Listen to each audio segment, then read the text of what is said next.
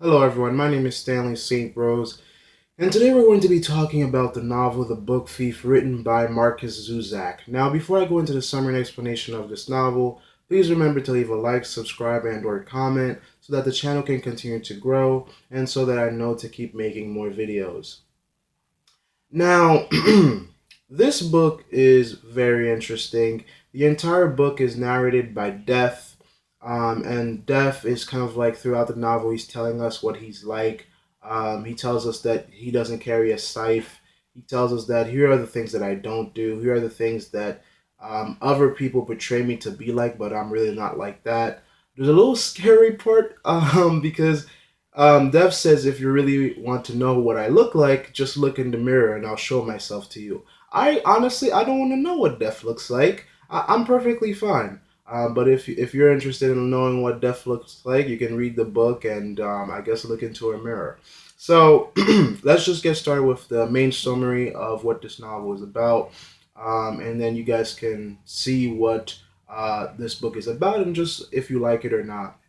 Basically, in this novel, we follow this little girl by the name of Liesel. At the beginning of the novel, we see her with her mother and her brother. They're like on this train, and what's happening is Liesel and her brother are about to get adopted. Their mother doesn't have the funds to take care of them, and she really can't survive with them, and she knows that she won't be able to provide for them any longer. And so she finds this couple by name of the Hubermans, Hans and Rosa Hubermann. They're adopting Liesel and her brother, and the bad news starts right then and there, right in the beginning of the novel, because on the train, on the way to the Humerman's household, Liesel's brother dies, and they have to bury him quickly. He didn't really get any like spectacular burial. It was just they dig the hole. They got permission, of course. They went through the regular channels, got permission. They buried him, and then they moved on with their lives. This is like right at the, I would say, beginning of World War II. So World War II was about to like blow up at this point in the novel, and so things were not that good in Germany for a lot of people, because when there's a war going on, a lot of resources go towards war and go towards winning the war. So people who are at home, sometimes they do suffer. So Liesel makes it to the Hubermans. Her mom leaves. That's the last time she sees her mom. She will never see her mom again. And it's really sad. This little girl. She's very young and she's already lost so much in her life. Father, mother, brother. She'll never see them again. They're all just fading memories in her life.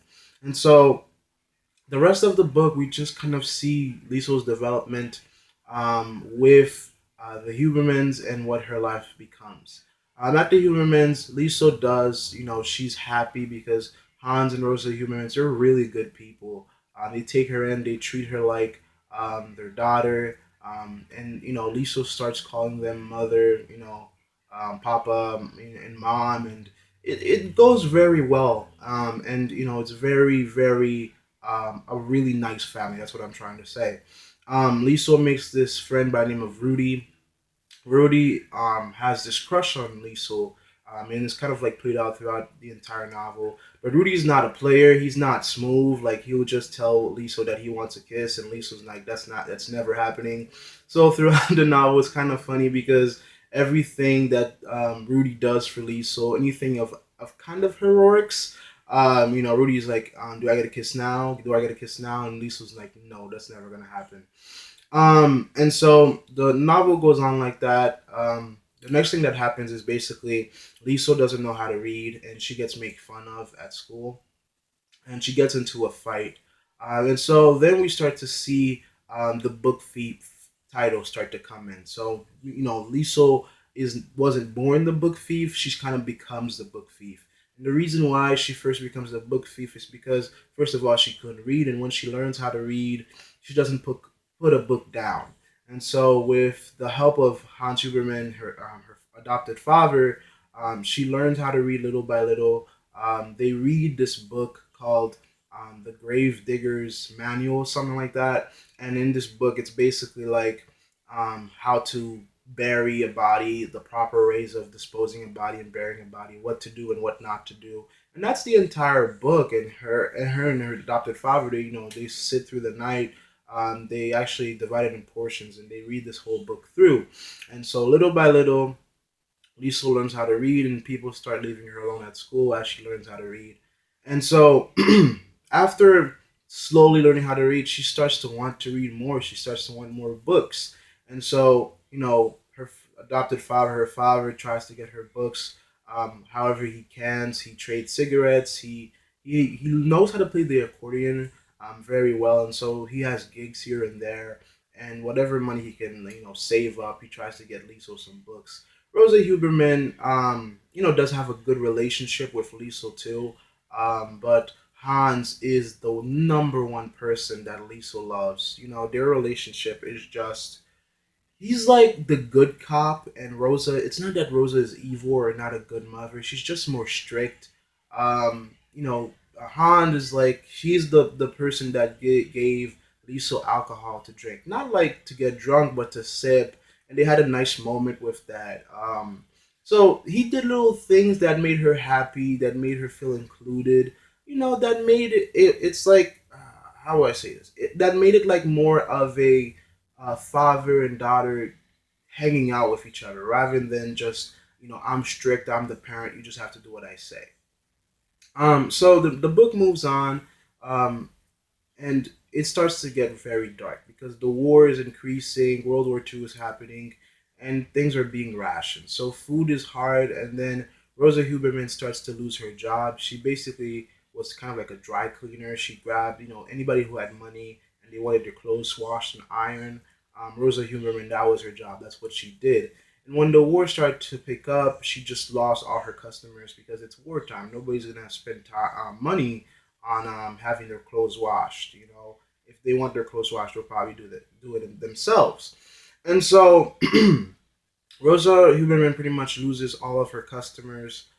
The mayor's wife of this town or this territory that they live in, this particular place, the mayor's wife has this really amazing library, and then she invites Liesel to read in her library. And after the mayor doesn't want Rosa Huberman's services, Liesel gets really mad, and she kind of like doesn't stay around this woman again. But however, later in the book, she starts stealing from this woman. She climbs into the window and steals her books, which is really interesting. So the book thief is doing her thing. She's stealing books. She steals a lot of books throughout the story. She stole books that people are not looking for, books that are discarded. Books that she can get her hands on. That's what she does. The most daring thing that she did is when they were having this huge book fire. It's Nazi Germany. They're burning books. Any books that come from I guess the Western world, or any books that doesn't like um, I guess praise the Führer. They were burning, and Liesel, after this huge book burning happens, and everybody was screaming, um, for the death of all of Germany's enemies, Liesel sneaks up to the pile of ash, and she found like two, three books that are underneath the pile that didn't get burned, and she like took one and shoved it underneath her shirt. And the mayor's wife sees this, and later in the novel, they kind of you know they talk about this not in depth, but they both know that this happened, and that's how their relationship kind of began through books. And so the story goes on. Rudy and Liesl's relationship, they got really close. Um, Rudy, he's very, that he loves Liesl. He knows that he wants to be with Liesl. And Liesl, in the same, there's later in the novel, it is kind of revealed to us that she liked Rudy too. There's a specific passage where she said, where it's kind of like depicted that if Rudy had like reached over and kissed her, she would not have pulled away. And so, it was an interesting kind of love story within this sad, sad story. So that's where their relationship was at in the novel. And the novel continues. World War II is happening now. A lot of people start stealing Rudy and Liesel, they're best friends. They actually join a gang of young stealers, and they steal things here and there just to survive. They steal apples. They go to farms and steal whatever they can eat. It's all about food at this point. Food is very hard to come by. Um, and they try their best to get their hands on food. The other big thing within this novel is this Jewish man by the name of Max. Max was a friend of Hans Huberman when Hans Huberman was in the First World War, and Max was somewhat involved in saving Hans Huberman's life. And so when tensions started to arise, uh, Hans Huberman allowed Max to stay in his basement, hiding away from the Nazis. And Liesel and Max, they develop a good relationship, kind of like a mentor relationship. Max even wrote um, Liesel a little book, and they really bonded. Liesel got really attached to Max, and she saw him as a human being, not a roach or a horrible person. And it's really interesting because at this time in Germany, the Jewish people were depicted to be just horrible people, people that didn't deserve to live.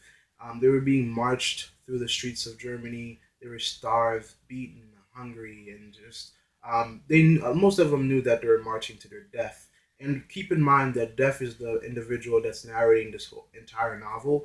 And Death, throughout the novel, he's saying, "Yeah, these people are going to die. It's just some of them are going to live, but most of them are going to die, and a lot of them did die." That's what's horrible about war. And so the story moves on. Eventually, what happens is Max has to leave the human's basement. There's a lot of things that go on while he was at the house. He almost died, for example, and they had to think about how they would have gotten the dead body out, but he didn't die.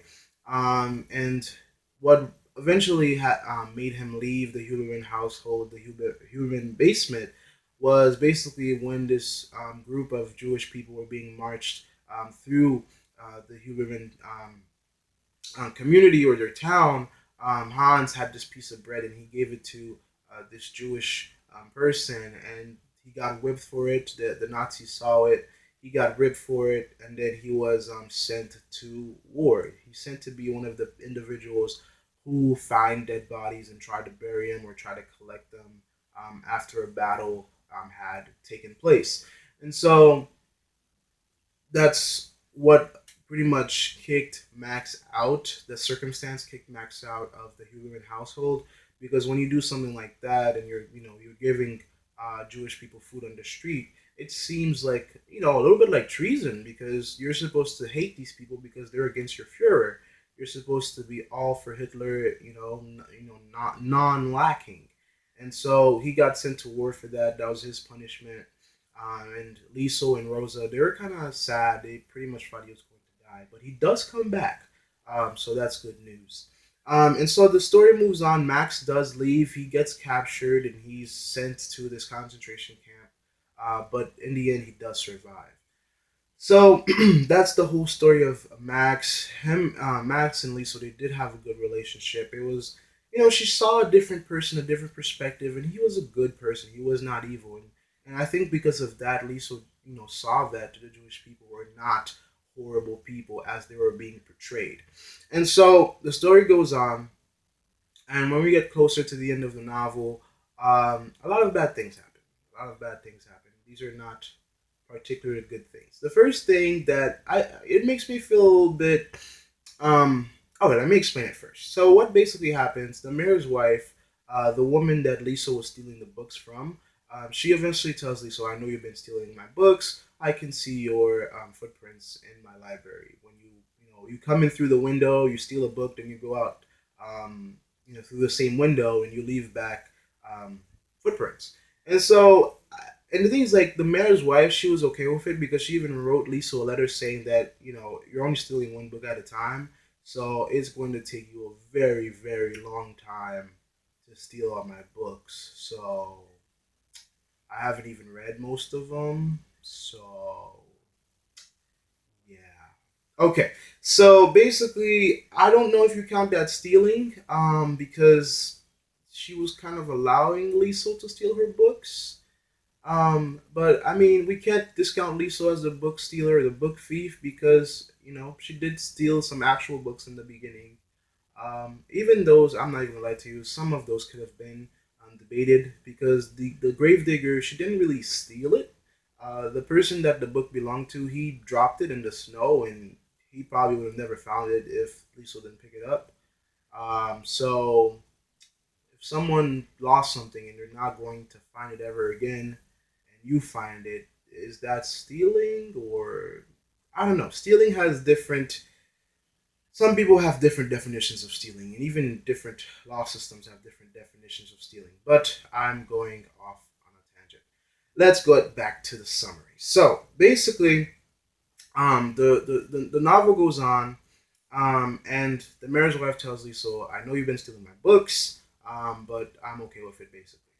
And what she does is she later gives Lisa this book that has blank pages, and she tells Lisa to write her own story. And Lisa takes this to heart, and Lisa basically goes in the basement every night of her house.